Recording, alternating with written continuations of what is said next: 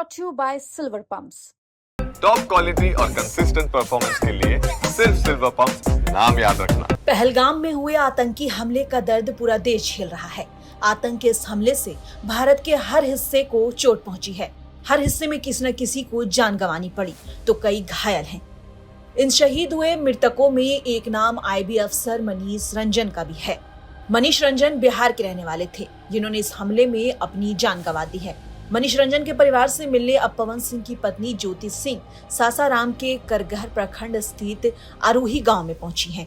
इन्होंने मनीष रंजन के परिवार से मुलाकात की। इस दौरान उन्होंने प्रधानमंत्री और रक्षा मंत्री राजनाथ सिंह से जल्द दोषियों पर कार्रवाई करने की मांग भी की है। बता दें, साथ ही ज्योति सिंह ने पूरे देश के लोगों से अपील की है कि सभी लोग जाति धर्म से ऊपर उठकर अपनी एकता का परिचय दें और आतंकियों के खिलाफ एक स्वर में आवाज उठाएं। जी देखिए, जो कल घटना हुई है वो बहुत ही मतलब निंदा करने वाली घटना है। मतलब बहुत ही, उसके बारे में कोई शब्द ही नहीं है कि एक परिवार जाता है अपना वीकेंड सेलिब्रेट करने के लिए, बाहर एंजॉय करने के लिए अपने फैमिली के साथ। आप सोच सकते हैं कि एक बच्चे के सामने उसके पिता को गोली मार दिया जाता है, उसके पति को गोली मार दिया जाता है, तो क्या बीत रहा होगा उन पर, शायद आप कभी अंदाज़ा भी नहीं लगा सकते। तो सरकार को इस चीज़ को समझना चाहिए। और ये जो भी चीज़ें हुई हैं, अगर आप देखें तो मतलब डायरेक्ट सरकार को चुनौती दी गई है कि पति को मार के और बोला गया है कि जाइए आप मोदी जी से बोलिए कि हाँ, हमारे पति को गोली मार दी गई है। तो सरकार को इस पे बहुत जल्द एक्शन लेना चाहिए और पूरी जनता को एकजुट होकर सरकार से मांग करनी चाहिए कि ऐसा मतलब नहीं होना चाहिए और जल्द से जल्द कार्रवाई होनी चाहिए इस चीज़ पे।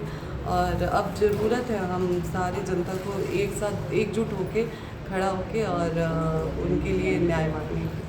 प्रधानमंत्री से क्या कहिए?